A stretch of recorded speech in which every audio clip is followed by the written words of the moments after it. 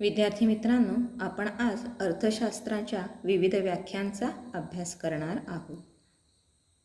अर्थशास्त्राचा अर्थ आपण थोडक्यात मागच्या लेक्चरमध्ये पाहिलेला आहे. अर्थशास्त्र हे सामाजिक शास्त्र आहे आणि मानवाच्या वर्तणुकीचा अभ्यास करणारे अर्थशास्त्र हे एक सामाजिक शास्त्र आहे. इथपर्यंत आपण भाग पाहिलेला आहे. अर्थशास्त्राला इंग्लिशमध्ये इकॉनॉमिक्स असे म्हटले जाते. इकॉनॉमिक्स हा मूळ शब्द ग्रीक शब्द ऑयकोनॉमिया यापासून आला आहे. ऑयकोनॉमिया याचा अर्थ कौटुंबिक व्यवस्थापन असा आहे. अर्थातच कुटुंबाचे व्यवस्थापन करताना पैसा, अर्थ, संपत्ती याला अतिशय महत्त्वाचे स्थान आहे आणि त्याच्यामुळे कौटुंबिक व्यवस्थापन करताना अर्थशास्त्राचा अभ्यास आणि आर्थिक व्यवहारांचा असणारा अभ्यास फार महत्त्वाचा मानला जातो आणि म्हणूनच इकॉनॉमिया कौटुंबिक व्यवस्थापन यावरून अर्थशास्त्र इकॉनॉमिक्स हा शब्द तयार झाला. सर्व सामाजिक शास्त्रांमध्ये अर्थशास्त्राला अतिशय महत्त्वाचे स्थान आहे, कारण आपल्या जीवनामध्ये अर्थशास्त्र, आर्थिक व्यवहार यांना महत्त्वाचे स्थान प्राप्त झाले आहे आणि म्हणून पॉल सॅम्युएल्सन अर्थशास्त्राचे वर्णन सामाजिक शास्त्रांची राणी असे करतात. अर्थशास्त्र हे मानवाच्या आर्थिक वर्तणुकीच्या अभ्यासाशी निगडीत आहे.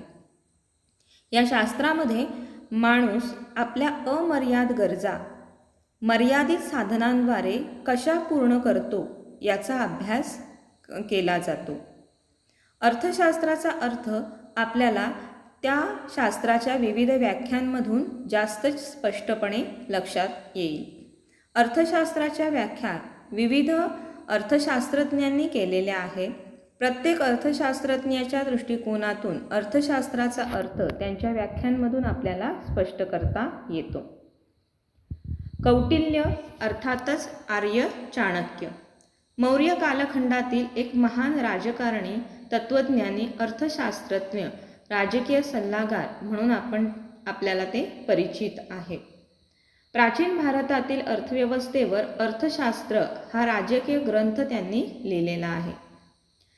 कौटिल्य यांच्या मते अर्थ म्हणजे संपत्ती आणि शास्त्र म्हणजे विज्ञान आणि म्हणूनच ते असं म्हणतात, अर्थशास्त्र म्हणजे संपत्तीचे संपादन आणि व्यवस्थापन. कौटिल्य यांचा दृष्टिकोन राजकीय होता आणि बहुतांशी त्यांनी लिहिलेलं अर्थशास्त्र हे राजकीय हेतूने राजकारणांच्या संबंधामध्ये लिहिलेलं असल्यामुळे त्यांच्या व्याख्येमध्ये संपत्तीचे व्यवस्थापन किंवा राज्याच्या महत्त्वपूर्ण भूमिका या विषयांवरती त्यांनी लक्ष केंद्रित केलेलं आहे. आता संपत्तीचे व्यवस्थापन, संपादन याच्यामध्ये राज्याने आपल्या संपत्तीचे व्यवस्थापन कसे करावे किंवा आपल्या संपूर्ण राज्यातील असणाऱ्या जनतेच्या संपत्तीचे व्यवस्थापन कसे करावे या संबंधीचे विचार कौटिल्यांच्या व्याख्येमध्ये, त्यांच्या अर्थशास्त्रामध्ये आपल्याला पाहायला मिळतात. त्यांच्या व्याख्येमधले, त्यांच्या अर्थशास्त्रीय दृष्टिकोनातले महत्त्वाचे काही मुद्दे आहेत. सरकार किंवा राज्याची महत्त्वपूर्ण भूमिका. कौटिल्यांनी संपूर्ण अर्थशास्त्रामध्ये किंवा आर्थिक व्यवहारामध्ये सरकारच्या भूमिकेला महत्त्वपूर्ण महत्त्व दिलेलं आहे.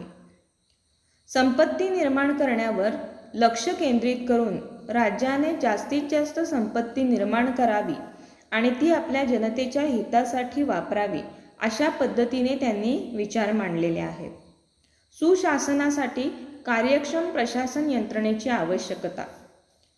राजाने आपल्या राज्यामध्ये सुशासन निर्माण करण्यासाठी संपत्तीचं व्यवस्थापन करावे आणि संपत्ती व्यवस्थितरित्या खर्च करावी. कार्यक्षम प्रशासन यंत्रणा आवश्यक आहे अशा प्रकारचे त्यांचे अर्थशास्त्रीय विचार होते. अर्थशास्त्रामध्ये राजकीय कल्पनांचे संकलन त्यांनी केलेले आहे. कौटिल्य यांच्या अर्थशास्त्रीय दृष्टिकोनामध्ये राज्य, सरकार, संपत्ती या मुद्द्यांना महत्त्व प्राप्त झालेले आहे. ॲडम स्मिथ हे सनातनवादी अर्थशास्त्रज्ञ आहेत. त्यांना अर्थशास्त्राचे जनक असे मानले जाते.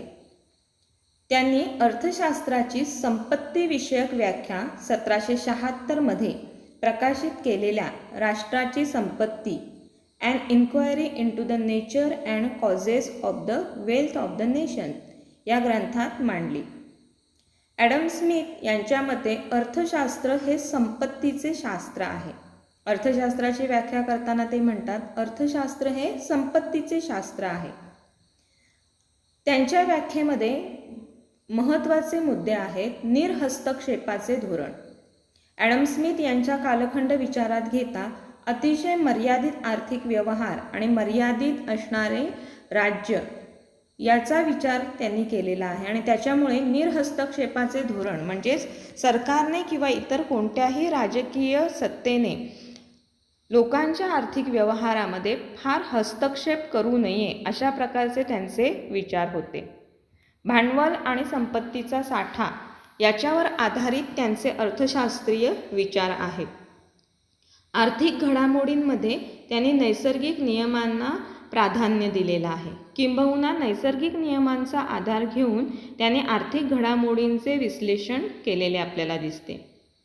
त्यांच्या वृद्धीच्या सिद्धांतामध्ये किंवा अर्थशास्त्रीय विचारांच्या सिद्धांतामध्ये श्रमविभाजन म्हणजे कोणतेही काम एकाच माणसाला जास्तीत जास्त काळ करायला दिले किंवा श्रमाचे योग्य विभाजन केले तर त्यांच्याकडून जास्तीत जास्त चांगले काम आपल्याला करून घेता येते. अशा प्रकारचे विचार त्यांनी आपल्या अर्थशास्त्रीय ग्रंथांमध्ये मांडलेले आहेत. ॲडम स्मिथ यांचा कालखंड जर बघितला तर मर्यादित आर्थिक व्यवहारांमुळे किंवा मर्यादित राजकीय असणाऱ्या सत्तांमुळे आपल्याला त्यांच्या विचारांमध्ये निर्हस्तक्षेपाचे धोरण, मर्यादित असणाऱ्या श्रमविभाजन किंवा नैसर्गिक नियमांच्या आधारावरच्या आर्थिक घडामोडी या सगळ्याचे विश्लेषण आपल्याला त्यांच्या विचारांमध्ये दिसते. ॲडम स्मिथ हे अर्थशास्त्राचे जनक मानले जातात. तिसरी व्याख्या आहे प्राध्यापक आल्फ्रेड मार्शल यांची. आल्फ्रेड मार्शल यांनी कल्याणकारी अर्थशास्त्राची व्याख्या मांडलेली आहे. त्यांना नवसनातनवादी अर्थशास्त्रज्ञ असे म्हणतात आणि अर्थशास्त्रामध्ये त्यांचे योगदान हे अतिशय महत्त्वाचे मानले जाते. त्यांचे अर्थशास्त्राची मूलतत्वे प्रिन्सिपल्स ऑफ इकॉनॉमिक्स हे पुस्तक 1890 साली प्रकाशित झाले. आल्फ्रेड मार्शल यांच्या मते अर्थशास्त्र हे मानवी कल्याणाचा अभ्यास करणारे शास्त्र आहे. आता बघा, मार्शल यांनी अर्थशास्त्रामध्ये कल्याणाचा विचार मांडलेला आहे की अर्थशास्त्र म्हणजे फक्त संपत्तीचं शास्त्र नाही किंवा फक्त संपत्ती गोळा करणं, त्याचे व्यवस्थापन करणं अशाशी संबंधित फक्त अर्थशास्त्र अभ्यास करत नाही, तर अर्थशास्त्र हे मानवाच्या कल्याणाचा अभ्यास करणारे शास्त्र आहे असे मार्शल यांना वाटते.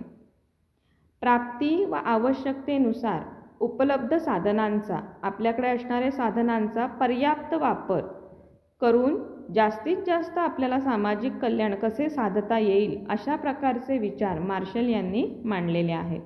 आणि त्याच्यामुळे मार्शल यांच्या व्याख्येमध्ये आपल्याला अर्थशास्त्र म्हणजे सामान्य माणसाचा अभ्यास, अर्थशास्त्र म्हणजे आर्थिक वर्तनाचे शास्त्र, अर्थशास्त्र म्हणजे भौतिक कल्याणाचा अभ्यास आणि अर्थशास्त्र केवळ संपत्तीचा अभ्यास नाही या मुद्द्यांवरती लक्ष केंद्रित केलेले दिसते. मार्शल यांना अर्थशास्त्र फक्त संपत्तीचा अभ्यास करणारे शास्त्र वाटत नाही, तर तो सामान्य माणसाचा अभ्यास वाटते आणि त्याच्याबरोबर सामान्य माणसाचे कल्याण करण्यासाठी आर्थिक वर्तनाचा अभ्यास करणारे ते शास्त्र आहे. लिओनेल रॉबिन्स यांची दुर्मिळतेवर आधारित अर्थशास्त्राची व्याख्या प्रसिद्ध आहे. रॉबिन्स यांनी 1932 साली अर्थशास्त्राचे स्वरूप व महत्त्व and essay on the nature and significance of economic science हे पुस्तक प्रकाशित केले. त्यांच्या या दुर्मिळतेवर आधारित व्याख्येमध्ये ते असं म्हणतात, अमर्याद गरजा आणि मर्यादित परंतु दुर्मिळ व पर्यायी उपयोगाची साधने यांचा मेळ घालताना करण्यात येणाऱ्या मानवी वर्तनाचा अभ्यास करणारे शास्त्र म्हणजे अर्थशास्त्र होय. अमर्याद गरजा. मानवाच्या गरजा या अमर्याद आहेत, कधीही न संपणाऱ्या आहेत. गरीबात गरीब किंवा श्रीमंतात श्रीमंत माणूस असला तरी त्याच्या गरजा कधीही संपत नाहीत. मात्र त्या गरजा भागवणारी साधने ही फार मर्यादित असतात. त्यांनी जास्त करून संपत्तीचा विचार केलेला आहे की आपल्या गरजा भागवण्याचे साधन जे आहे ते म्हणजे पैसा आहे, संपत्ती आहे. आणि मुळात ही साधनं जी आहेत ती फार दुर्मिळ आहेत किंवा ती फार कमी प्रमाणात उपलब्ध असतात. खूप गरजा आणि मर्यादित असणारी साधने यांचा आपण आयुष्यभर मेळ घालत असतो. कमीत कमी साधनांमध्ये आपल्या जास्तीत जास्त गरजा कशा भागवायच्या याचा विचार पूर्ण आयुष्यभर माणूस करत असतो.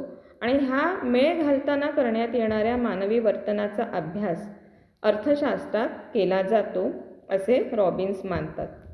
त्यांच्या व्याख्येमध्ये आपल्याला दिसते की अमर्याद गरजा, माणसाच्या अमर्याद गरजांना त्यांनी विचारात घेतलेले आहे. त्या गरजा भागवण्याची साधने माणसाकडे फारच मर्यादित असतात. मग अशा वेळेला माणसाला काय करावं लागतं तर जास्त महत्त्वाच्या गरजा या आधी भागवाव्या लागतात, कमी महत्त्वाच्या गरजा नंतर भागवल्या जातात. म्हणजे माणूस आपल्या गरजांचा प्राधान्यक्रम लावतो.